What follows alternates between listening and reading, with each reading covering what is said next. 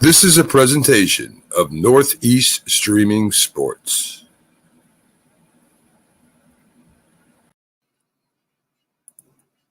You're listening to TGI Sports Talk with your host Keith Angle on Northeast Streaming Sports.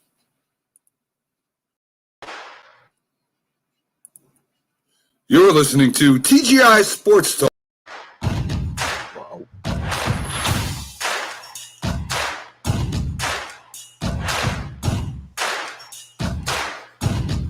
Good evening, everybody in the college football fandom world.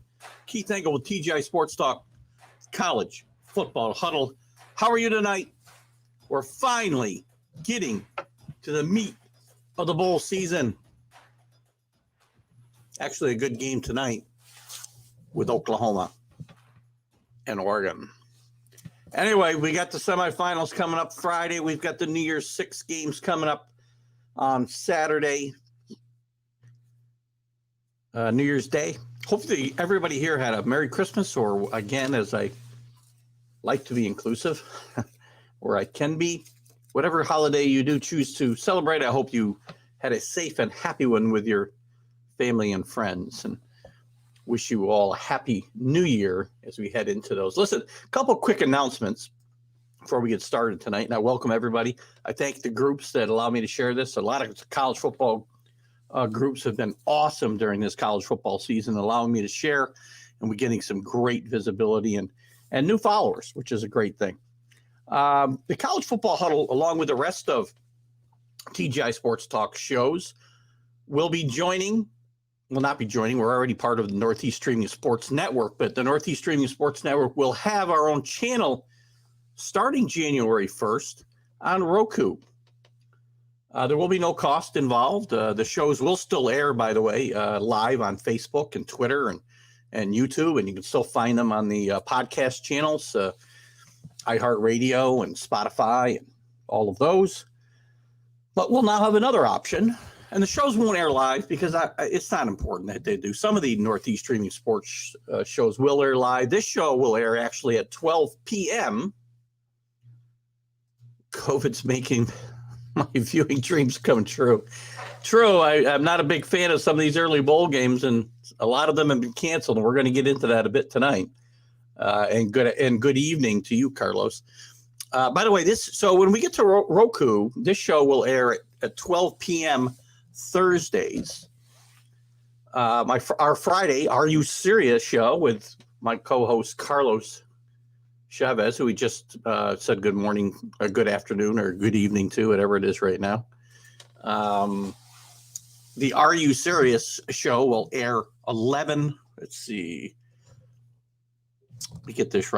a.m. on Fridays on Roku. We'll still be live at 8 a.m. here. And Sunday's Stream of Consciousness show will air at 12 p.m. Sundays. And again, we'll still be live at 9 a.m. on Facebook and the other outlets.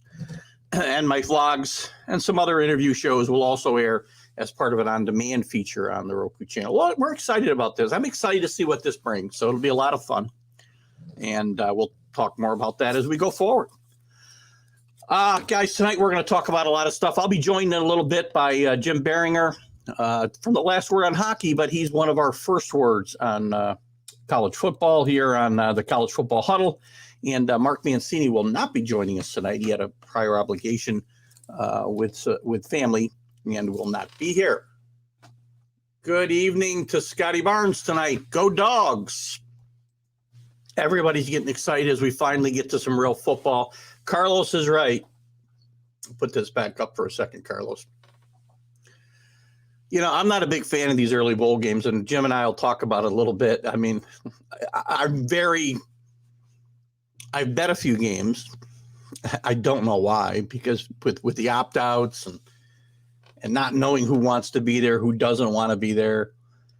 Oh, God, it's a lot of these games are unwatchable. I mean, I can think I've got like one good game that I've watched up until now.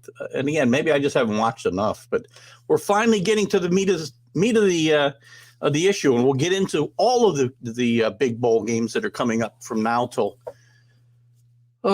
right through the first now. and even one on the 4th, I guess, which nobody will care about either. But also the semifinal games that are coming up Friday at 3:30 and 8:15, I think, are the times. We'll have Cincinnati and Alabama.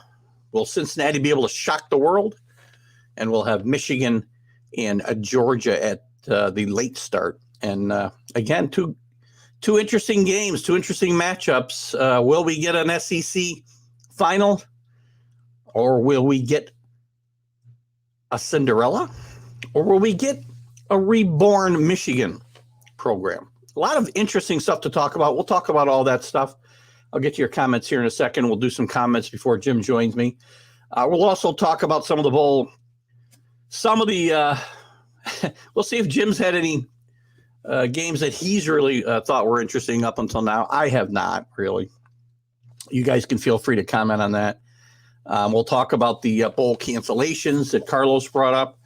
To me, this is, a lot of these have been canceled with COVID reasons, but it's not just COVID that these games are being canceled for, guys. It's everything involved, because they've already got players that have opted out. They've got players that have entered the transfer portal. Now you got the COVID situation on top of it. And, something's got to change. COVID is, we can't do anything about. But I apologize. I've still got my usual winter froggy throat, so I apologize. We can't do anything about COVID, but the NCAA needs to do something about coaches moving, players moving, players opting out before the season's even over. I know Jim's got some thoughts on some other things that shouldn't happen. And let me just get to a couple comments before I see Jim is ready to come in. Let me just catch up on a couple quick things here so you can some hellos. Carlos, you're always right. I don't ever remember you saying you were wrong, and I can think of a couple of situations where you were. Air Force game was a pretty good game, actually. Good point, Rick. One of the few college games that I bet that I actually won. That was an entertaining game. The BYU and UAB game was good too, I thought. And we'll talk a little bit when we get Jim here, and we got a couple more. I want to say hello to Anthony. Anthony has become a regular viewer. We're happy to see you here. The Rose Bowl is always the best bowl, and it is still to come. So my comments, by the way, Anthony, just to be clear, are about what's happened up until now and not what we will see going forward. Scotty Barnes, 7:30. Is that the late game? Michigan and Georgia, I'm assuming you're saying is 7:30. Well, that's good. I might actually stay awake till the fourth quarter. And coach is not available. Another good point, Carlos. That's what I was talking about. Well, without further ado, we're going to get into those topics tonight. As I said, we'll have our takeaways on these early bowl games, some of the situations that have caused the cancellations, some of the replacements, whether they should even be doing it. But we'll bring in Jim Biringer to talk about that and more. Good evening, Jim. Hey, what's going on? How you doing? I am doing fabulous tonight. How are you? I'm doing well. Battling through here. So, got to battle through like college football's battling through, like World Juniors is battling through, like everybody's battling through. Yeah, we'll get into the junior and the rest of the hockey situation Sunday if you're able to make it on the show. But certainly not. There's certainly not a lack of topics to talk about when it comes to this stuff with college football either. And by the way, did you have a good Christmas? I hope you and your family. I did have a good Christmas. I hope you had a good Christmas as well. We did. We had a great one here. We had a little snow even, so it was a little bit of a white Christmas without having too much. So it was fun. We had a lot of fun. That's good. I mean, I know you guys were talking about bowl games and exciting bowl games. We got an exciting one before Christmas. I don't know if you touched on it yet. Army, Missouri. That came down to the last second field goal. Very entertaining game. Most watched bowl game this year so far. Really? Yep. I'm not surprised. Army gets a pretty good following, I think, and I like to see that. Again, that was I don't want to short thrift all these bowl games. And let's just jump into that. I mean, your takeaways. My takeaway is so far. I don't know if you heard how much I was talking about, but except for the BYU UAB game, UAB was excited. You can see the emotion and the kids happy to be there. And I was happy for that program. But most of the games, one side or both sides, are just it seems like they're just going through the motions in a lot of cases, and not a lot of excitement to be there. I mean, the programs are happy because they get to practice for an extra month or whatever, as we talked about. But I mean, in general, I just don't see. And then you add these cancellations on, and does anybody really care? And now we get, but to me, like Wake Forest, is it really a reward to your season to play a 5-7 Rutgers team No, now? just hand them the trophy. Right. At that point, give them the money and tell them to disperse it amongst the players. Agreed. I think that's what they should have done with Memphis when they're out in Hawaii for Christmas. Bowl game gets canceled day of. It's like they should get the prize money for it and disperse it amongst the players because they're losing money to go out there. Yeah, day of, there's certainly not much you can do. You're done at that point, right? But, one of these games, too, I'm trying to remember which one. You might be able to help me out. Who else got canceled out? Eastern Michigan? UCLA bailed the last minute, too, because also they had a lot of opt-outs and COVID problems. Yeah, but one of the bowl games, they were able to put the game back together because they moved somebody from another canceled bowl game to play that. Yeah, I don't remember who that was.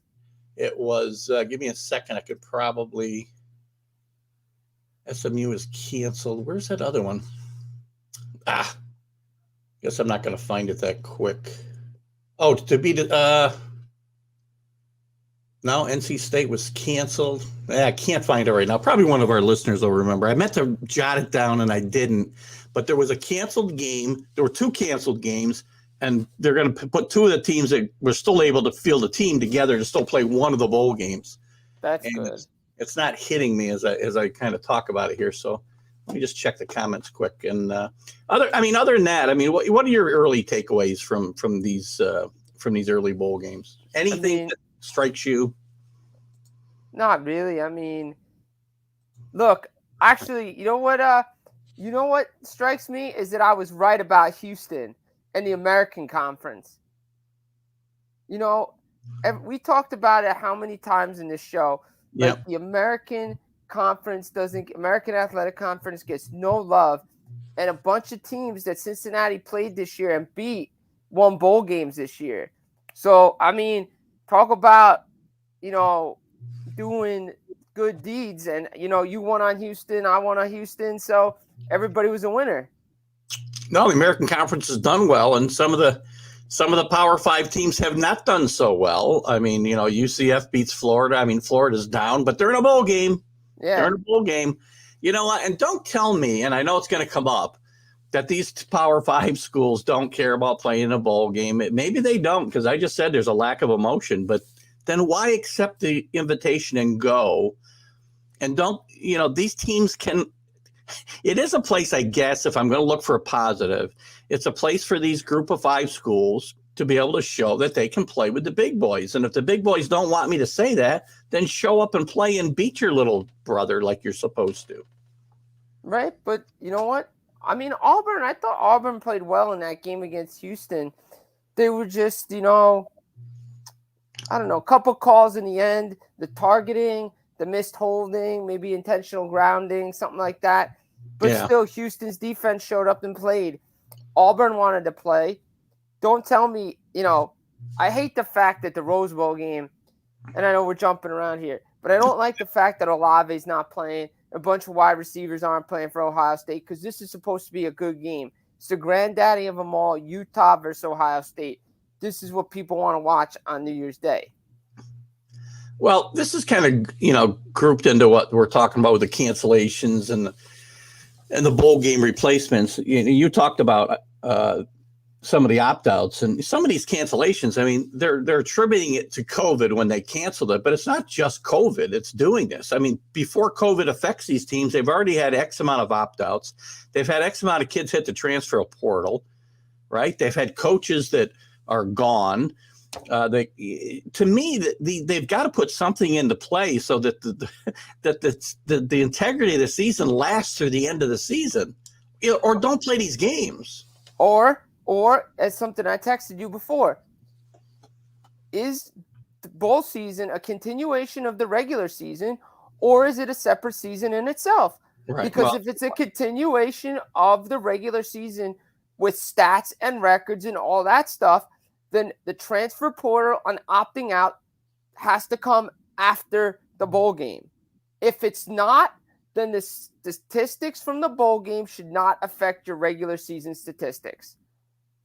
And they do. And it's a good point, whether it's a new season or the continuation, because the NCAA made it pretty clear to me in a decision they made yesterday, because we were talking about some of the teams trying to replace other teams in some of these canceled for the most part games.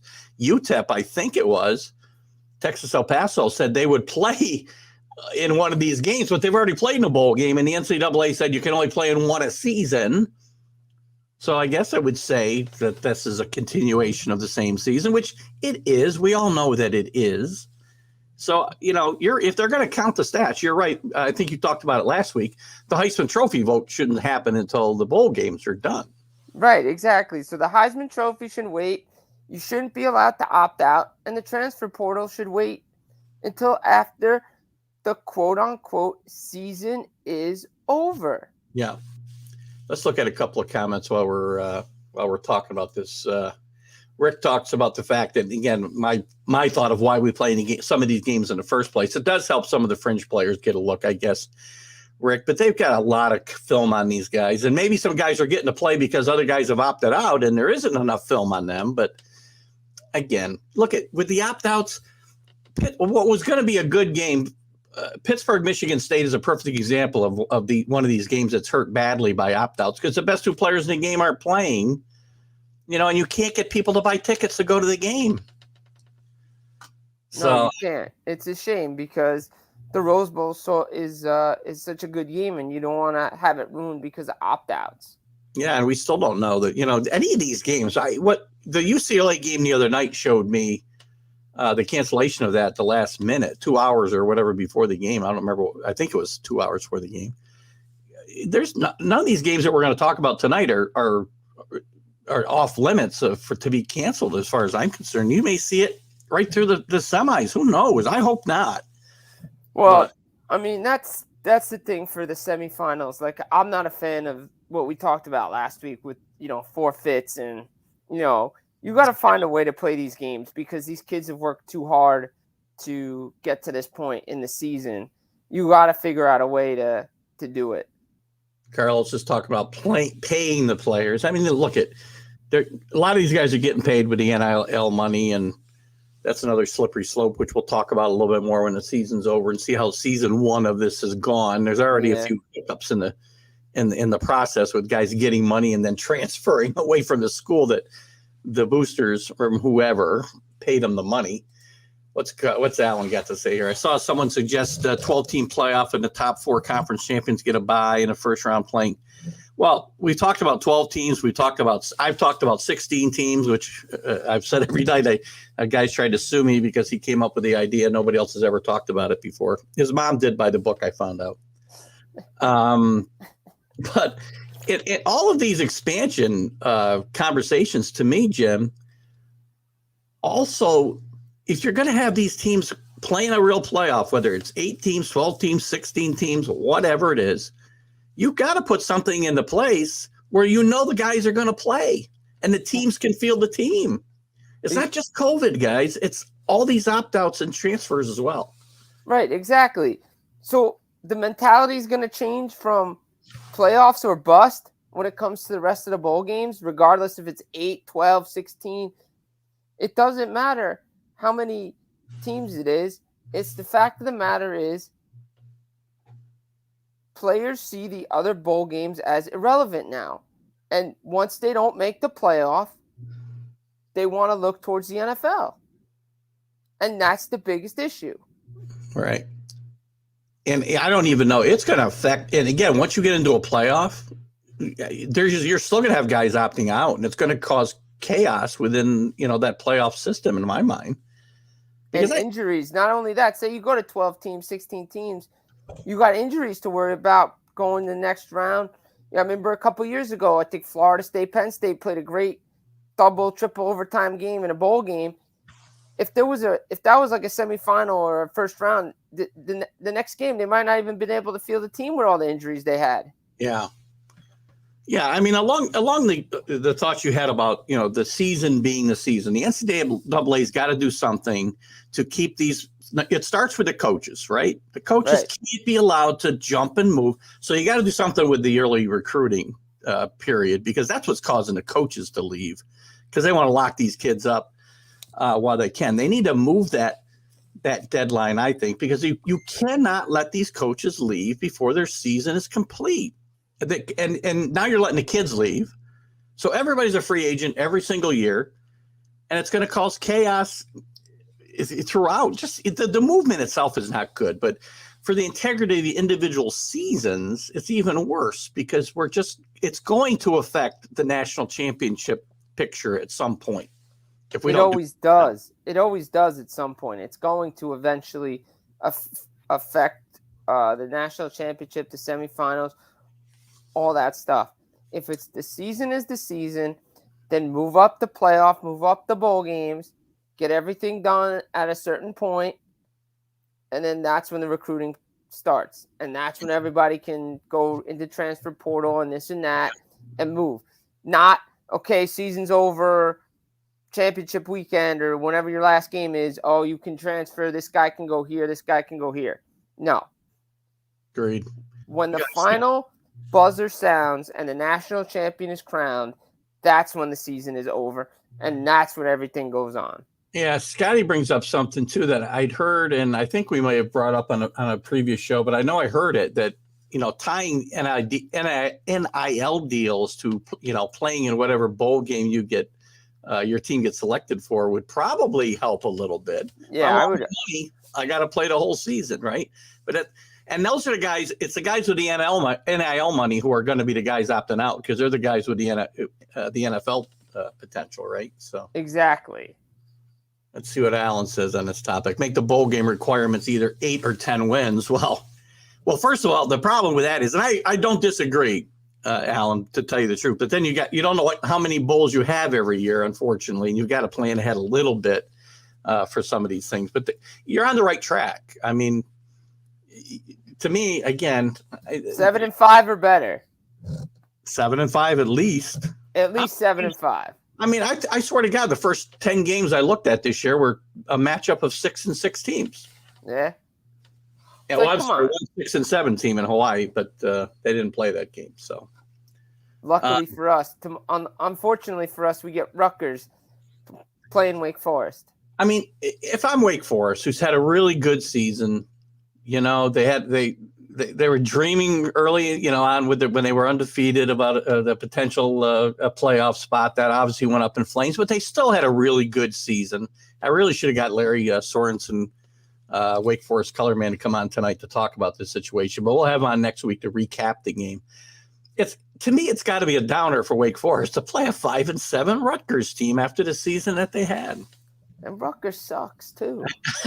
They probably They're so bad. I know. I don't even know. I mean, I believe they use some kind of rating to rate. Yeah, they used the academic, whatever it was. Oh, that's right, the academic scores. So we want the smartest kid in the bowl games. Yeah, so Rutgers plays Wake Forest because of academic scores. They should just give Wake Forest to win. That's all I'm saying. I'm not sure Wake Forest wouldn't have better academic scores than Rutgers anyway, for sure. So yeah, but they already got a better record. I mean, look, Maryland beat Virginia Tech today to kill them, and Rutgers couldn't even beat Maryland. So, oh gosh, that Virginia, I bet Virginia Tech. I was getting back on a roll. I've been on a bad roll. I took Virginia Tech today once I saw the Yankee logo on their helmets, and they didn't show up. Kenny Gifford was messaging me earlier that it was nice and that there was a good crowd there. I didn't see any of the game. I don't know if you did. It was a crowd. No, I didn't watch any of it. I hope there was a decent crowd, but Virginia Tech didn't appear to show up for that game.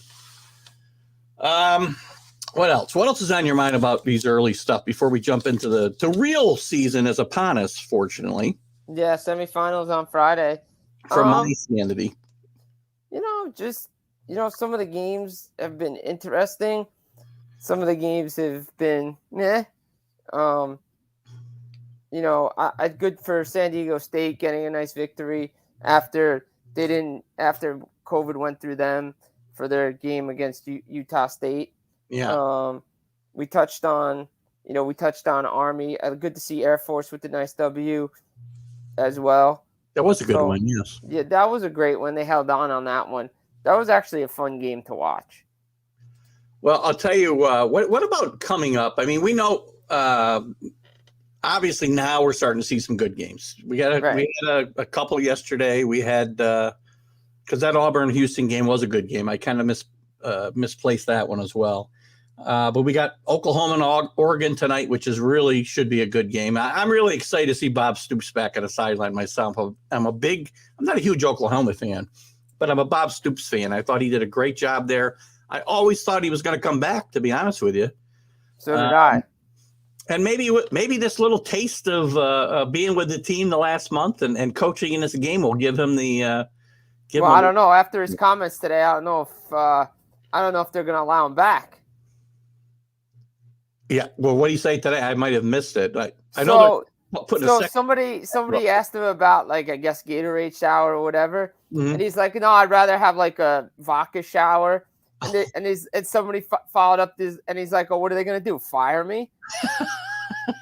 Wow, that's actually kind of funny because they can't. Obviously, he stepped up. You know what? I mean, everything I've read is that they're ready to give him a second statue out there for stepping to the void here, right when Lincoln Riley carpet bagged his way out of town.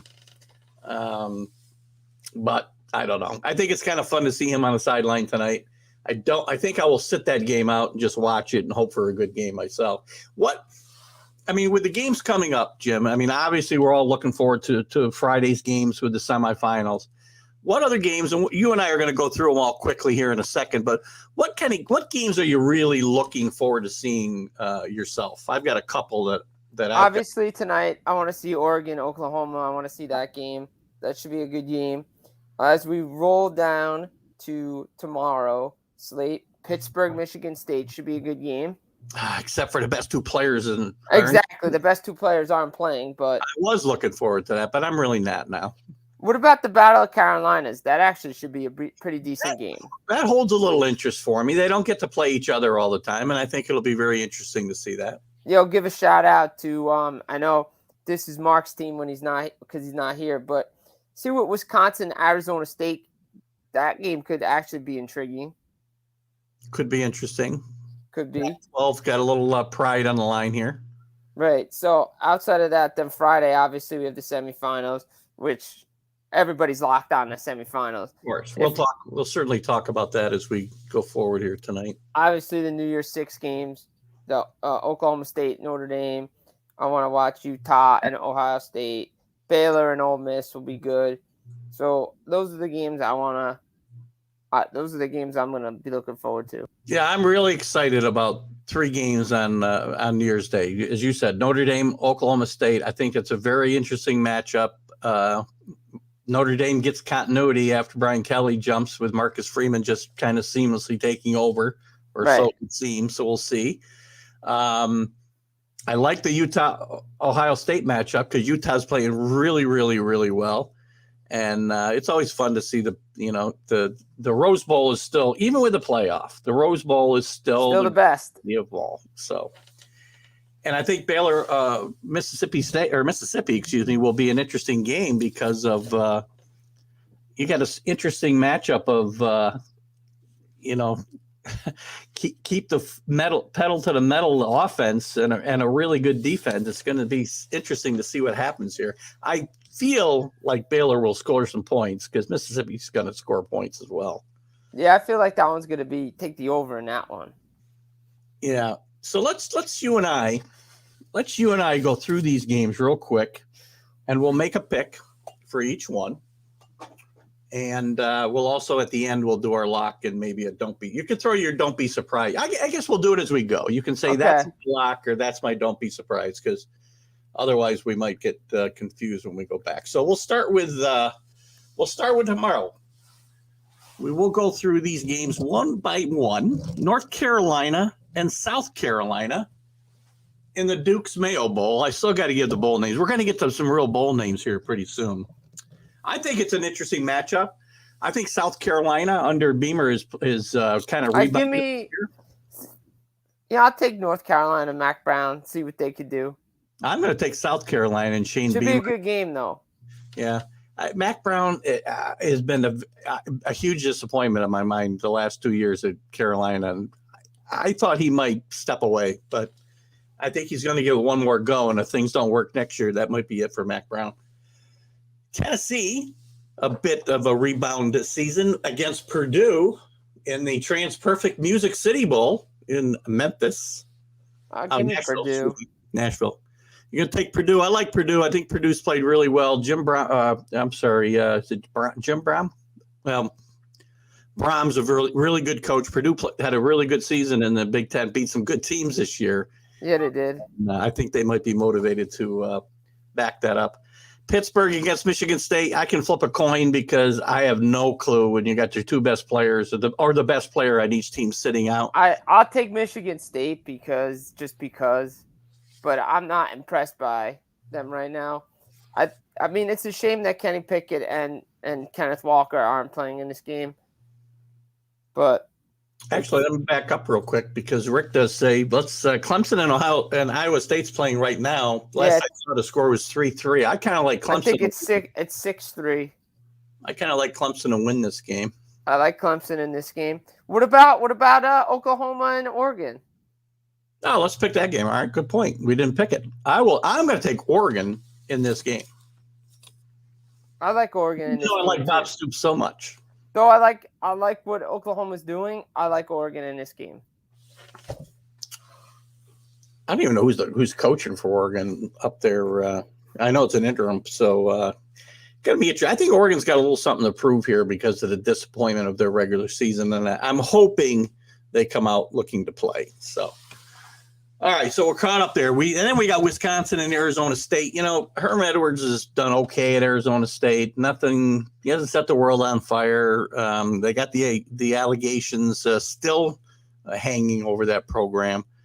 I like the Big Ten team here against the weaker Pac-12, but I'll take Wisconsin in this game.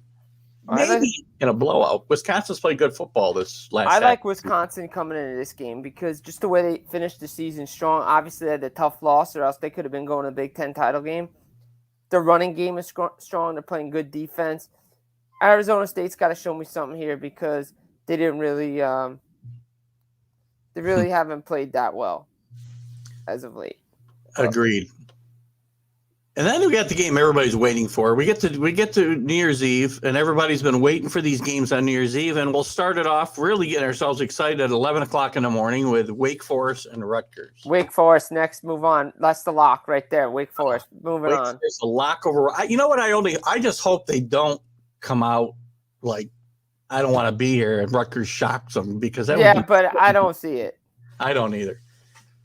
Wake might score 60 in this game.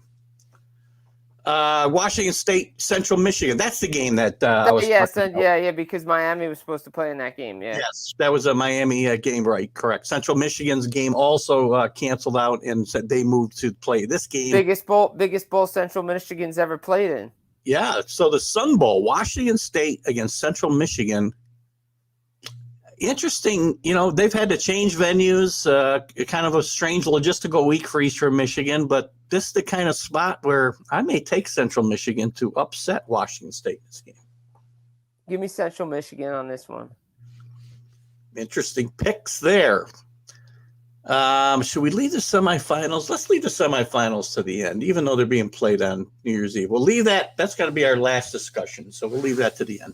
So we'll move to New Year's 6 bowl games. Penn State against Arkansas in the Outback Bowl. 12 o'clock start. Interesting game. It is very two contrasting styles here because you don't know which Arkansas team is going to show up. You can get the good Arkansas team or you can get the poor Arkansas team. I'm going to take Penn State in this game. Penn State is such an enigma to me, and James Franklin, he gets an extension for, I'm not sure what he's really done. He had one really good year. And they didn't go to the playoff. Where they were close to getting the playoff, but they couldn't win the Big Ten. I'm going to go Arkansas here. I just got a feeling. I just like I think they're very well coached. and I think they got something to prove here, and I will take Arkansas over Penn State myself. Then 1 o'clock. That's an early start in the Fiesta Bowl. Oklahoma State and Notre Dame. Very interesting matchup. The number 9 and number 5 teams in the country. Oklahoma State still had a shot at the playoff right up until the last weekend, and they were about an inch from making it maybe to a playoff. Are they disappointed to be playing in the Fiesta Bowl against Notre Dame, and will they be up for this game? I think both teams are going to be up for it. I think Notre Dame's going to be definitely up for it with Freeman as a coach. I think the players are going to rally behind him. They're going to have the us against the world mentality. And I think Notre Dame wins this game, but it's going to be a close one because I think Oklahoma State wants to come out and play a lot better than they did in the Big 12 title game, but they'll still come up short. Yeah, I think I like the continuity at Notre Dame. I keep seeing that video of Marcus Freeman being introduced to the players in the locker room, and I keep thinking, this guy is the guy who was the right pick for the job. And Oklahoma State may have a little bit of a letdown, but I think they'll come out and play well. I think it'll be a low-scoring affair myself. I don't think there's going to be a lot of points scored, which we're kind of used to seeing in some Fiesta Bowls, but I like Notre Dame in this game as well. Interesting game here, too. I don't think there's going to be a lot of points scored in this game either. In the Cotton Bowl, number 15 Iowa against number 22 Kentucky. Long time since Kentucky's been in a New Year's Day bowl game, I can tell you. Very well coached by Bob Stoops' brother, Mike Stoops, yeah. And Iowa well coached by Kirk Ferentz, too, one of the longest tenured coaches in the country. Interesting matchup here. This should be a good game, to be honest, on New Year's Day. I'm going to take Iowa, but it's going to be a close one. Good defensive struggle. Take the under. That's the Citrus Bowl. I may have said the Cotton Bowl. That's the Citrus Bowl. I'm sorry, you said Iowa? Yeah. And the under.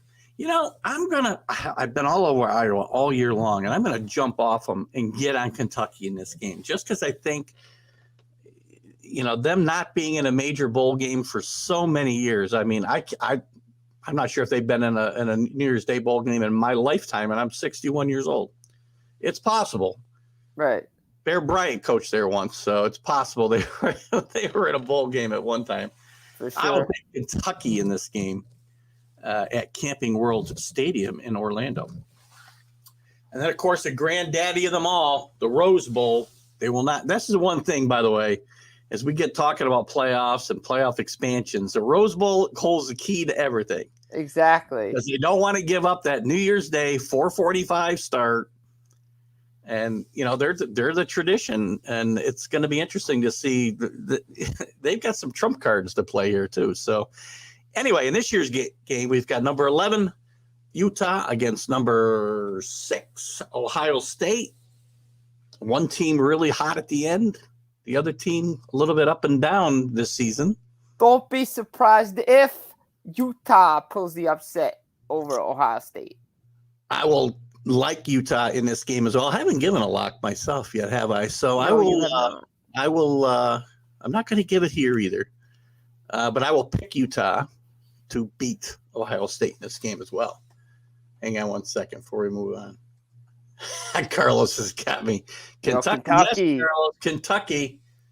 It's a Southeast. Wait, Carlos, you want a shirt that says Carlos was right, and on the back it should say "except when he's wrong," especially about Barry Trotz.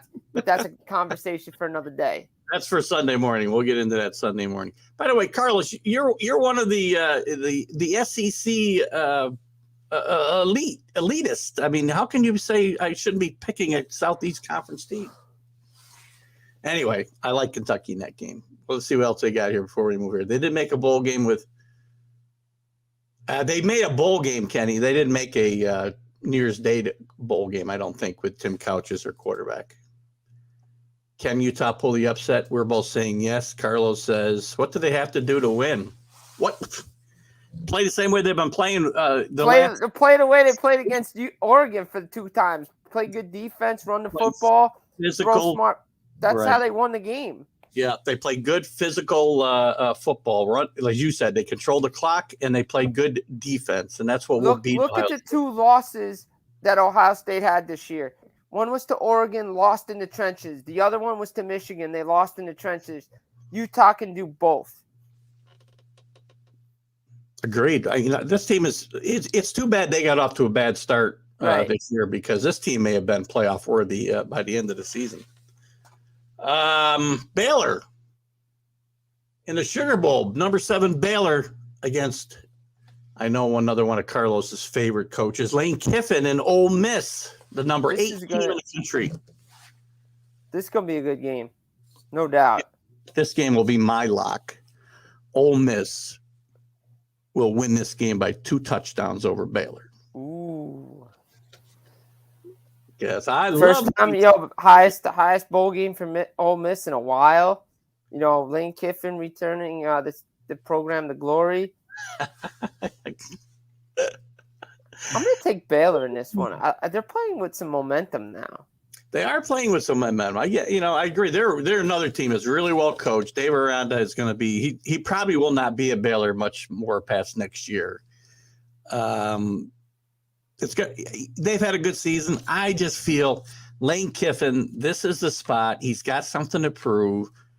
And I think Lane Kiffin may have found himself a home here for a while at Ole Miss. I really do. Guys jumped around a lot. Oh, wait a minute. Hold on. I'm jumping comments here. Yeah. We don't love Lane Kiffin. I'm sorry Kevin didn't jump in here. He doesn't like Lane Kiffin either, but I'm going to be all over Lane Kiffin in that game. Well, we said this earlier. If he does, he could find himself with a statue in Ole Miss, but he can't leave. I don't think he will. I don't think so either. I think he's found some roots and he's settled down. He's moved around a lot, some of his own volition, some not. But I think he's happy there, and I think they love him there. As you said, they'll be building a statue if they win a New Year's Day bowl game. Okay, and before we get to the semifinals, for some reason we have, of course, the Texas Bowl, which will be played on January 4th after the New Year's Day bowl games. I never understand this, why there's a game after the New Year's Day 6, except for the championship game. I don't understand. The nobody cares LSU Tigers against Kansas State. You can flip a coin. I'll take Kansas State just because I think LSU is no good this year at all. Which is Brian Kelly's first game in LSU? He will not be coaching, no. He will not be coaching? No. Yeah, Kansas State. Fine. There's my Lane Kiffin fans. So anyway, and one of the reasons I'm picking against LSU is this is not a good LSU team. And this is a LSU team that was this close to beating one of the teams that's in the semifinals and will have a great bearing on one of my picks yet to come. So that would be the end of the bowl season, except the semis. We have the games everybody's been waiting for, the semifinals for the college football national championship, starting at 3:30 Eastern Central Time with the Cotton Bowl. Your Cincinnati Bearcats. That's right. Against the Alabama Crimson Tide. Alabama's, haven't looked here lately. They're roughly a 2-touchdown favorite. Yeah, easy 2-touchdown favorite, yeah. Look at everybody thinks it will be a shock to the world if Cincinnati beats Alabama. I don't think so. I'm not going to call an outright. Don't be surprised if isn't going to be an outright win. Although I think they've got a good shot. But I will say this is going to be one of my little hedge. Don't be surprised this. Cincinnati will have the ball in the last 8 minutes of the game with a chance to win. And that's all they can ask for. They'd be very happy if you gave that odds right now. And yes, I think they would. Cincinnati can play with this team. Yes, they can. I think this game's going to be a lot closer than a lot of people think it's going to be. This is not going to be a blowout by any means necessary. Cincinnati has a good defense. They have a good running game. They have a good quarterback in Desmond Ridder.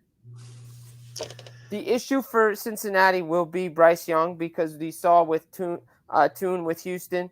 Their defense has a little bit of struggle. But if the defense can get Alabama in obvious passing situations, they'll bring the hammer and they'll bring the blitz. Agreed. I want to pick Cincinnati to win. I really do. I wouldn't be shocked if they won. I just think Alabama is the better team, but there's a reason why Cincinnati's here. I really, really do want to pick Cincinnati in the upset, though. Yeah, I want to pick them outright, but it's very hard to do. I will say I think they have a better than even chance to win this game. This is not a classic Alabama team. No. They lost to a really bad Florida team. They lost to I won't say mediocre, but not a great Texas A&M team with a backup quarterback playing. They almost lost to LSU, which is a really bad team this year. They almost lost to Auburn. This team, if it wasn't for Bryce Young. Bryce Young saved their season in that Auburn game. And that's the only, they got to keep him in control. And everybody thinks Alabama can just throw athletes out. But losing your number one wide receiver does take away an option that he's relied on all this season. Right. I think it's going to have an impact in this game. And Cincinnati is an experienced team. They're a physical team. They play good opportunistic defense, as you kind of alluded to earlier. And you could say what you want about Ritter. I know Carlos isn't a Ritter fan. He is an experienced quarterback, and this is the kind of game that you want that type of quarterback in. And I think he'll keep them in the game. Can he score 27 points, Carlos? We've seen it. I have seen it. Yeah. We've seen Alabama give up 27 points this year. See what other comments we have. Their defense is not as good as everybody thinks it will be. But Saban said it himself. He's like, these guys have to play 2 games in a row like this. Can they do it? Which Alabama team shows up? Is it the team against Georgia? Then this game's not even close. But if this is like they played against Texas A&M, Florida, LSU, and Auburn, this is a lot closer game than people think. And I still think it's going to be a lot closer than people think. Well, to your comment, Carlos, about Saban having these guys ready, I mean, did he not have them ready against LSU? Did he not have them ready against Florida? Did he not have them ready against, who else did I mention? Texas A&M? Auburn. If he didn't, then he's not as great a coach as he thinks we think he is. I think he's the best college coach of all time. Doesn't mean I don't think he's a great coach. Saying Cincinnati can win. And will I cry if they lose? No, I just want to see a good football game, and I think I will. I think I'm going to see a good football game. I don't think either one of these games are going to be blowouts. Cincinnati's playing for a lot of other teams on this day too, and they have nothing to lose. That's what everybody forgets. Agreed. Let's see what Kenny says here. Cincinnati, yes, you got to make sure the big play doesn't beat them. That's what Georgia really made some bad mistakes in that game and got themselves in a hole by giving up some big plays. They probably didn't need to. They just need to play their game, and they didn't do it. What else is here before we move on from this game? Cincinnati has one problem, that defense in Cincinnati cannot what? Has one problem, that defense in Cincinnati cannot run out of gas. Well, I agree. Obviously, and the offense needs to control the football a little bit, which we've talked about, and they can do. Which they can do. They need to eat up the clock, shorten the game, keep the defense off the field as much as possible. It's not impossible. If you go to – everybody said the Patriots were going to run all over the Giants in the Super Bowl, and what happened? The Giants ended an undefeated season. When they played Houston at defense with gas, and they won the game by 2 touchdowns, if I remember right. They did win the game by 2 touchdowns, and it was their defense in the second half that made sure they won by 2 touchdowns. Kenny's got Alabama lightning in a bottle. Not as frequently as in the past, though, Kenny. They've got a really good quarterback, and they've got some really good players, but they don't have the type of depth and the type of all-round excellence around from position to position as they've had the last decade. They just don't. Since the inception of this, playoff, no team has gone back to back. Good point. Alabama had numerous times to go back-to-back, didn't do it. Has anybody gotten to the final back-to-back? They have. Yeah, I think Alabama went back-to-back, but lost to like Clemson or somebody. Right. Actually, they might have played each other 2 years in a row. Yeah, they played each other 2 years in a row. So yeah. Well, again, I'm excited for this game. I'm excited for both these games. This is what I've wanted since I don't know. It feels like the season ended 2 months ago now, but it really did. I don't want to watch anymore. Jimmy Kimmel Bowls. I'm ready to see real football again. So we're going to get to it at 3:30. Well, we said we got a couple of good games leading up to that, but what we really want to see is this game at 3:30 and the game that follows it, Georgia, Michigan at 7:30 in the Capital of One Orange Bowl, which is not played in Miami any longer. It's played out in Hard Rock Stadium. But interesting matchup here. Georgia with a stinker of a game against Alabama. They probably should have won if they just stuck to the way they played all year long. I think they would have beat Alabama. They tried to do some things on defense they didn't do before. Nope. And you can't be falling behind with Stetson Bennett as your quarterback. I'm not sure if it's set in stone that Stetson Bennett's the quarterback or not. I don't know if you have any information on that. I have not heard anything otherwise that says Stetson Bennett isn't the quarterback. So yeah, I have not either. I know there was some question after the Bama game whether they might have a little bit of a controversy. Haven't heard anything since. If any of our Georgia fans have any information, they can feel free to share it. Listen, this is an interesting matchup as well. So Michigan is going to want to run the football, and run the football some more. And they've had pretty much a dream season under Jim Harbaugh and a rebuilt coaching staff. And you look at it, it's been a great season for them. Getting to a national championship game would be they haven't won a Big Ten championship in 17 years. So they haven't been in this position in a long, long time. Because if you don't win the Big Ten championship, you obviously got no chance at a national championship. So is Michigan going to be able to stay in the game with the Georgia Bulldogs in this game? And will they be able to run this on that big Georgia front? Yes, they will.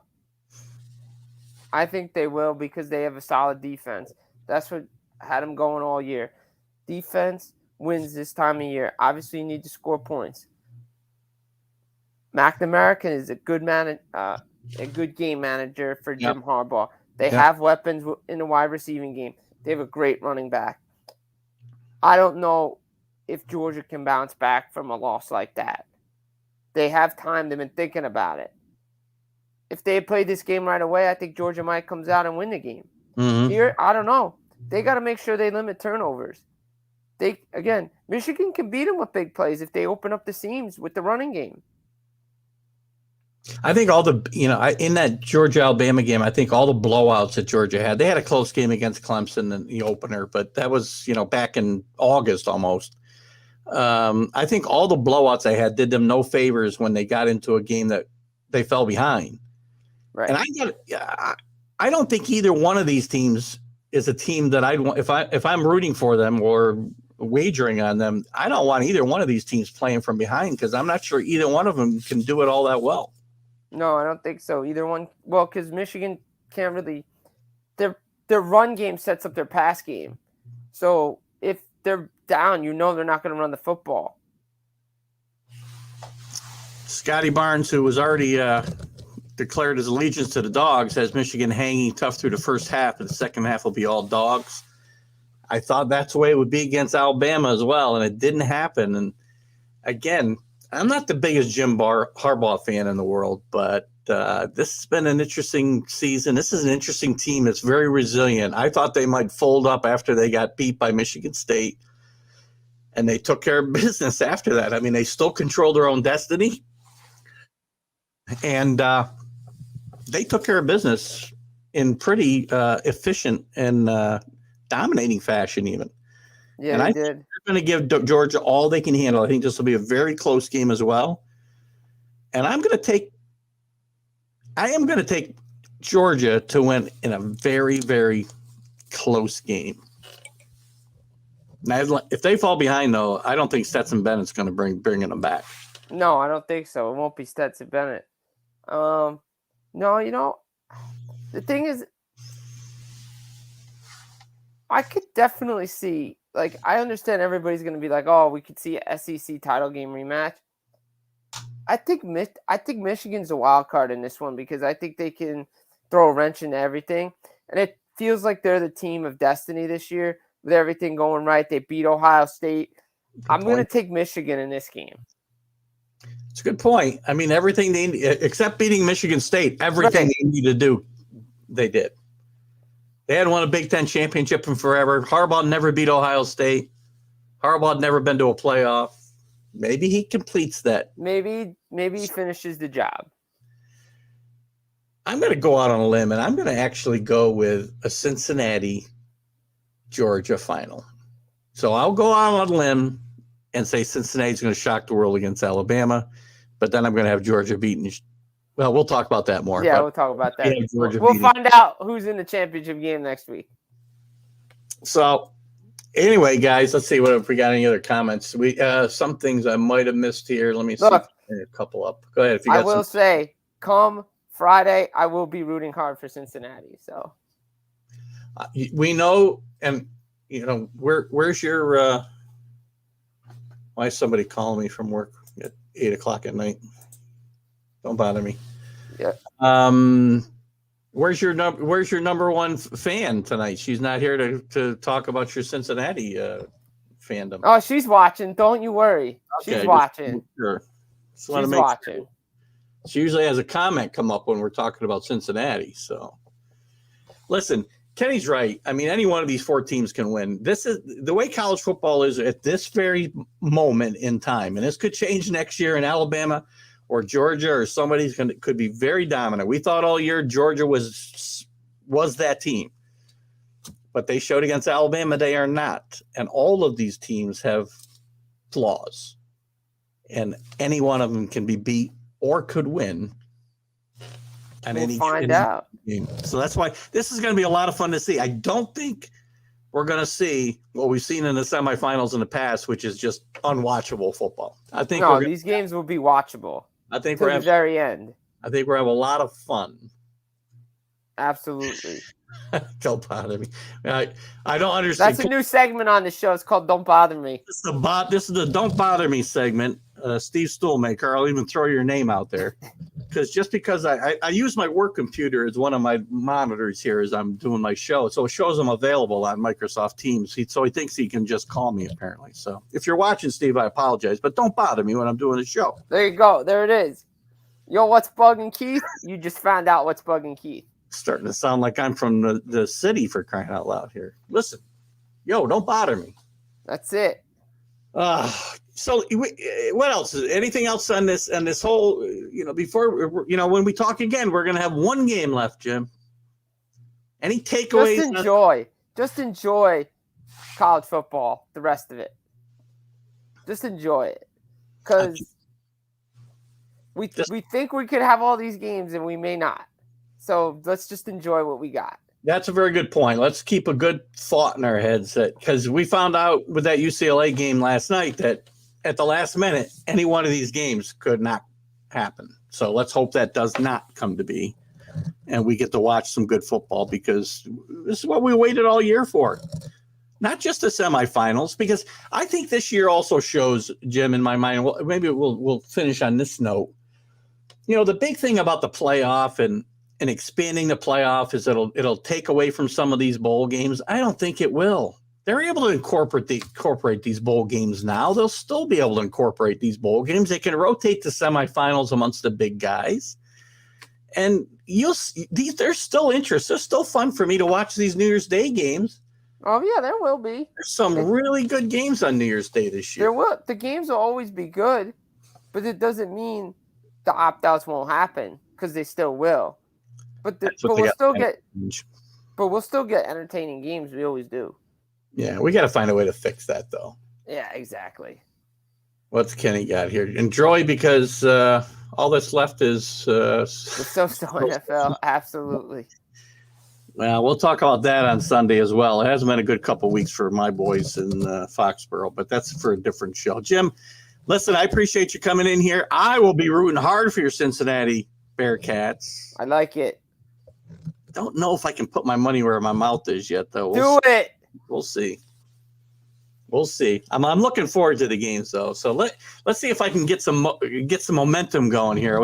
I had a real great first 3 quarters of the year, and the last I won like one bet in the last 3 weeks. So anyway, Jim, thanks for coming in tonight. We'll see you Sunday. You're going to be able to make it Sunday? We got to catch up. I should be able to make it on Sunday. We got to catch up on hockey. We'll have to have you on probably we got a lot to talk about. We'll have to recap the football. We'll have to get into the hockey. So we may go for a little longer than normal on Sunday. We'll figure it out. Excellent. Jim, thanks for coming in tonight. Thanks for having me, Keith. Always a pleasure. Talk to you soon. Talk to you soon. Bye-bye. The great Jim Biringer, also known as a ringmaster to some of our it's too expensive for me now, Carlos. Bitcoin. Without college, I'll have to watch hockey. Well, there you go. Well, you're going to get lots of hockey news on Sunday, Kenny, because we haven't talked about it in a couple of weeks with Jim. I did miss you guys Sunday. Sorry I couldn't make it.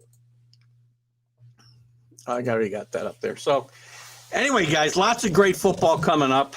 If you guys have some last comments and Carlos wants to ride me a little bit, I guess maybe we got our topic for one of our topics for Friday, Carlos. We'll take this conversation a little further about Alabama, Cincinnati, and maybe some of these weak sisters that you don't seem to like in the SEC that I like.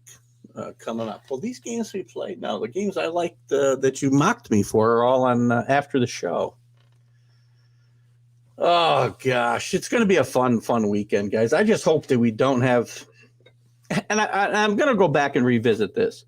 We keep talking about the cancellations, right? And we keep saying, oh, we hope COVID doesn't affect them. But the NCAA has brought a lot of it upon itself. Forget about COVID. This is where it was when I brought Jim in. They've got to fix the things they can fix. They can't fix, viruses. But they can fix coaches and players being free agents and not needing to finish out the season. I don't remember who it was earlier, and I'd heard the comment before to tie in NIL money to players playing in the game. And don't let them transfer.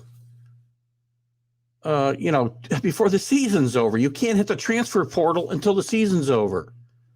It's ridiculous to let these guys move around while there's a season in progress. What other sports league can this happen in? Oh, and guys not playing, you're protecting yourself for what? If I'm an NFL scout or I'm an NFL team and evaluating talent and character, guys sitting out and letting their teammates down. Let's just use Pickett. Let's just use Pickett from Pittsburgh as an example. He carries his team to a New Year's, not a New Year's Day, but a New Year's Eve bowl game. I guess it wasn't a New Year's bowl game either. Sorry, it's the 30th.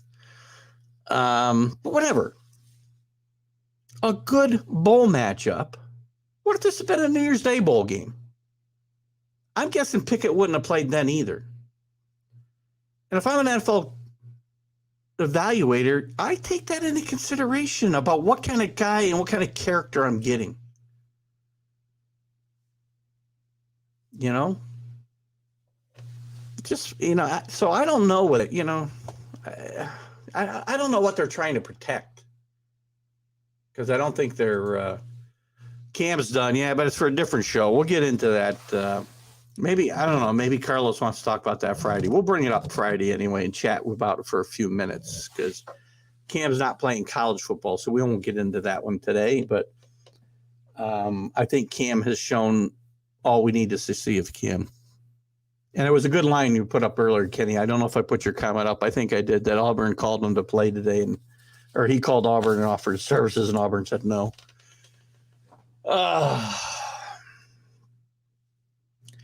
Lots of good stuff coming up, guys. Yeah, I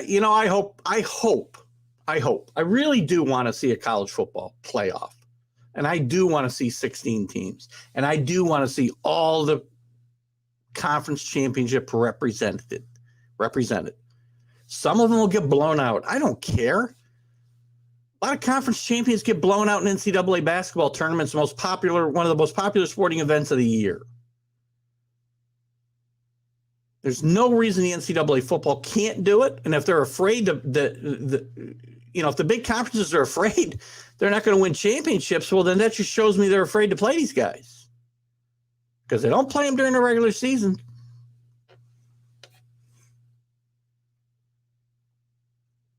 Maybe if you give them, all home games, they'll play those guys.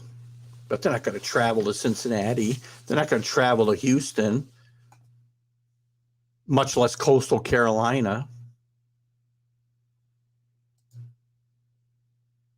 I understand players not playing in a so-so bowl. Still, I don't, Kenny. You made a commitment, right? You think back to I'll use this analogy, and I don't know that we had to do this, but I know kids do now. They have to sign, basically, I don't know what they call it. We'll call it a code of conduct or whatever. And when you're going to play sports, and one of the things they stipulated there is if you quit the team, you can't play on any other sports during that season. I know this has been around for a while because I went through it with somebody that I know 20 years ago. So you make a commitment, you should follow it up. What do we teach kids to say, well, if you don't feel like going, don't go? You made a commitment to your teammates. I wouldn't even say your coach because your coach could leave as well. But you made a commitment to your teammates. Show up and play. I don't care what the bowl game is. If the bowl games are important enough to play, which I'm saying a lot of them aren't, then show up to play.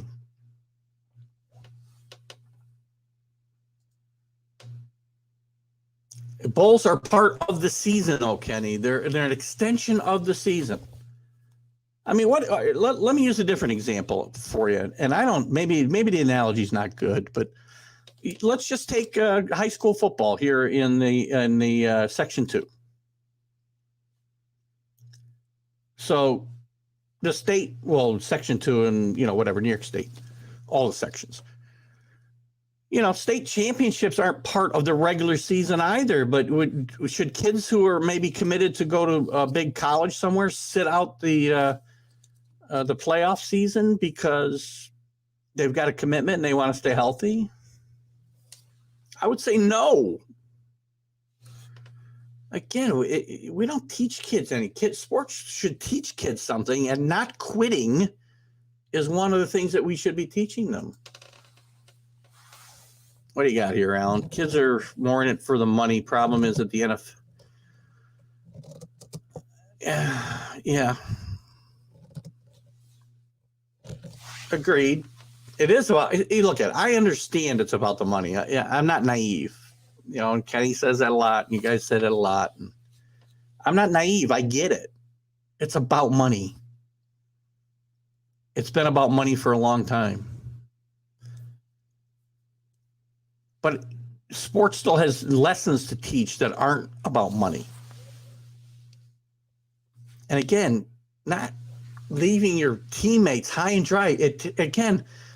Maybe these kids aren't going to go. They're going to go to the NFL and they're never going to have to go, work in the real world. Let's just assume that.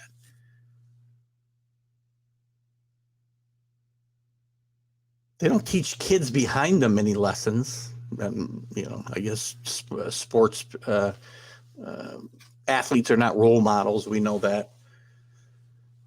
I don't know. I just don't like the message it sends to kids. And look at, I just can't get past the fact that if I make a commitment, I follow through, right?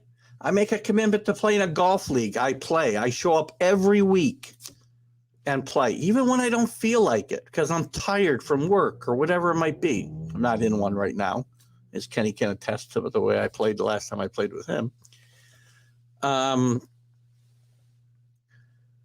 But you make a commitment in life, you stick to it. I don't care about money. Show some character. It doesn't reflect well on a guy's character. And if I want him to be my quarterback and lead me through difficult times in the NFL, do I want a guy who didn't stick with his teammates through an entire season? And okay, it's not part of the regular season, Kenny, understand.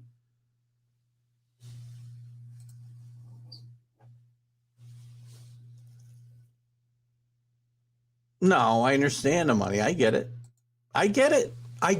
It's about the money. I know what it's about, right? But I still just think it shows me a lot about the guy's character. Can't stay healthy for one more game. A lot of these guys have insurance policies anyway. Hold on.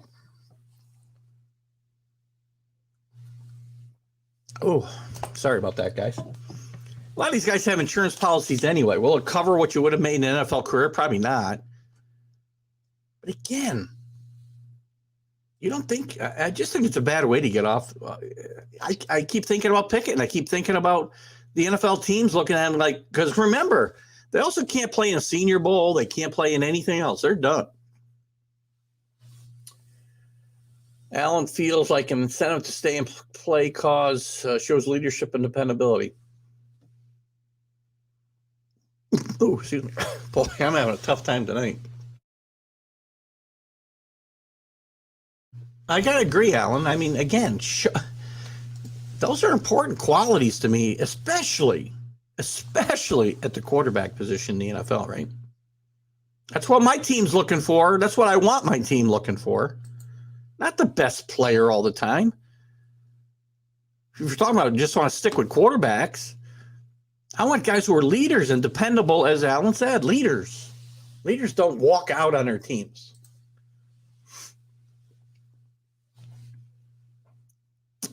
I'm under no illusions of that either, Kenny. I've we're all day to day. In the world I live in, we're all day to day, which is why I show up every day and do my job to the best of my ability. I don't say I'm opting out today. I'm opting out of that conference. I don't feel like going. It's not part of my regular work schedule. I'm not going. No. I am reliable, dependable, and like to think I'm a good leader for the teams that I lead on my job. Do I think that my job, if there comes a time my job thinks that's not true, I won't have my job anymore. I just hope that's not in the next, 2 years and 7 months. True on the, I'm not sure what that one is. JNS. You got to help me out there. No, you're not day to day. Got to keep me working. Got to keep that Ponzi scheme getting filled so that you can get your money and then I can get my money. Actually, I got to fill my own money up for 2 more years. Maybe. What else you guys got? I mean, I get the whole point you guys are trying to make, but I think Alan is kind of on the same page I am. Leadership means something. Oh, thank you, Kenny. I played good golf. We're not playing. Played 9 holes all year before I played with you that day. By the way, this audience may not have seen Kenny. I think I put a picture up of Kenny on the Sunday show. Maybe we'll have to show that again of him playing in his bare feet.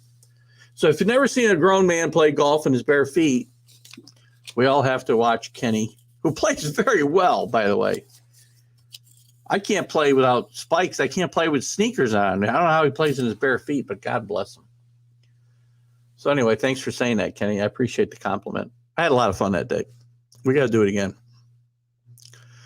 What else, you guys? Anything else you guys want to chat about tonight?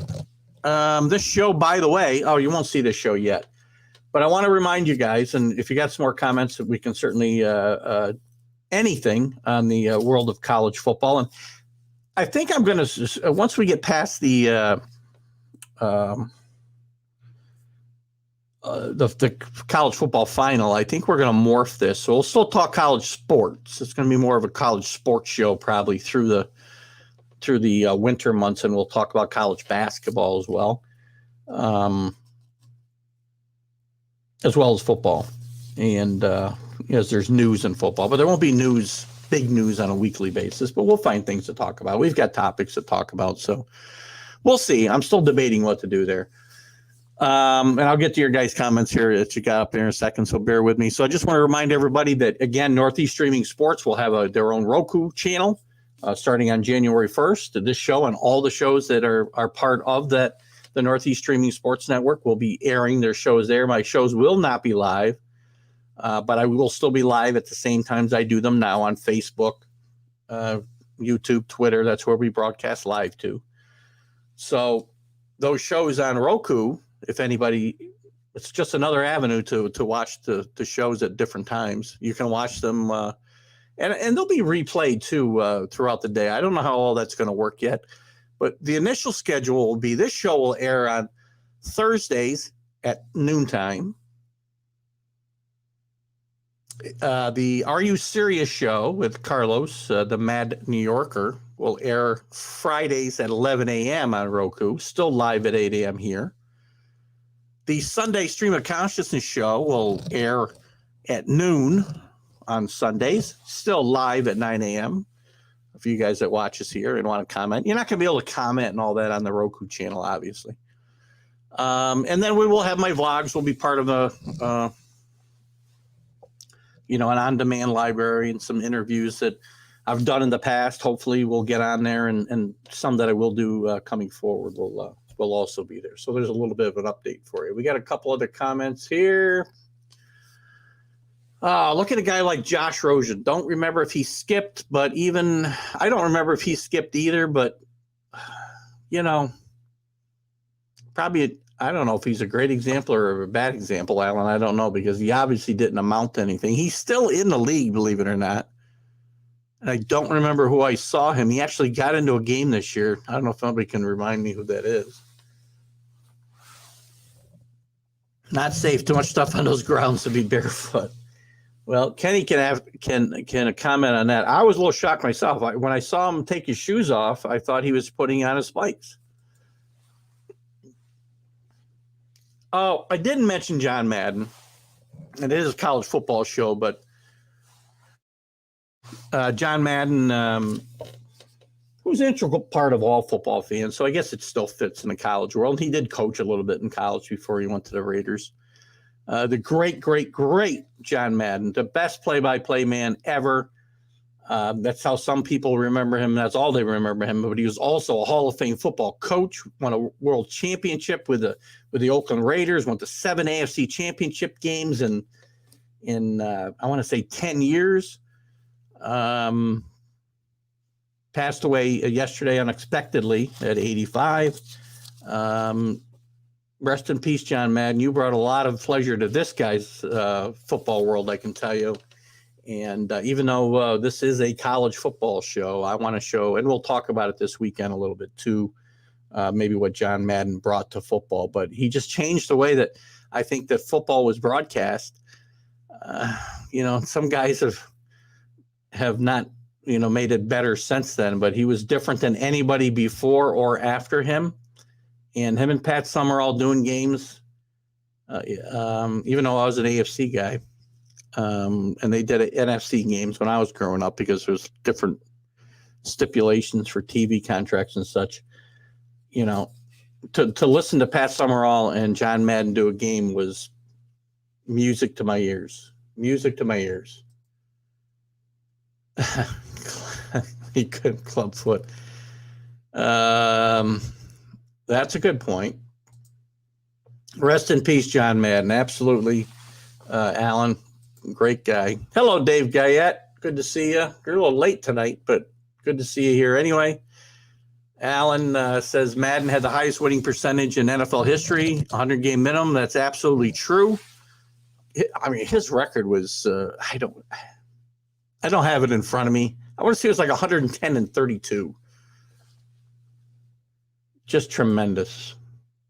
Leadership and commitment. He's number one. Agreed. It's very funny. I wasn't a huge fan of John Madden because the Raiders were the Raiders and you hated the Raiders. At least if you were a Patriot fan, you did, because we lost a very tough playoff game out there in 1976, I want to say. And also Jack Tatum paralyzed Darryl Stingley, and we didn't like the teams, but you liked John Madden. John Madden was just one of a kind, guys. He's an American treasure and just a tremendous longest winning record. I'm not sure about that one. Kenny, you could be, or Billy, you could be right. I'd have to look that up. Kenny's still on the barefoot walk on the golf course. Madden, 3 simple rules: show up on time, pay attention, and play your heart out on game day. As a coach, if you got guys that you can, and the Raiders were full of characters, man, and they were out partying, and he didn't have he didn't really care about that stuff, as you said. He just made sure you were on time and do your job. Do your job. Okay, walking through Two Rivers now. 10 years. Well, I got to believe that, I'm going to double check you, because I got to believe my coach, and I'm only going to check because I can't believe Belichick doesn't have 10 years straight of a winning record. But we'll find out here real quick. Billy Pulver, you may be right. I mean, he's got one of them. I thought Landry had a streak longer than that too, but I may be wrong. I don't have a shirt that says I'm always right like Carlos. 1, 2, 3, 4, 5, 6, 7, 8, 9, 10, 11, 12, 13, 14, 15, 16, 17, 18. Well, I got the 20 years in a row here for Bill Belichick, Billy, just an FYI. 20 years. 103 wins. Yeah, I think that's what I did see. 103 wins. Winning seasons in a row, Billy. That's what I'm counting. Bill Belichick. 2000, 2002, 2003, 2004, 2005, 2006, 2007, 2008, 2009, 2010, 2011, 12, 13, 14, 15, 16, 17, 18, 19. 19 years in a row, Bill Belichick. I'm pretty sure that's probably the record. But it doesn't matter. Madden's a great coach. An innovator. What he brought to the way the game was watched and broadcast, obviously, was just tremendous. I don't know if you guys know this. I read an article today. I really didn't know this. And you all know about Madden and Telestrator. He was the first guy to use the Telestrator. But he also was a guy who really was responsible for that first down line that you saw. Because he kind of drew one on a Telestrator and said to the producer, why don't we have this all the time? And they thought it would be too intrusive. And he said, no, it should be there all the time. And that, from pretty much that point on, every game you watch has a first down line on it. Madden only coached 10 years. And he did have winning records those whole 10 years. That's okay, Billy. It's fine. No, I just Googled it. The internet's a wonderful thing. You can just Google stuff. You don't even have to make it up. I knew in my head, I didn't know it was 19 years. I thought there might have been, for whatever reason, I thought there might have been a slip in there, but I was thinking the year they didn't make the playoffs with an 11-5 record. Awful lot of NFL talk on the end of my college show tonight. Sorry about that, college fans.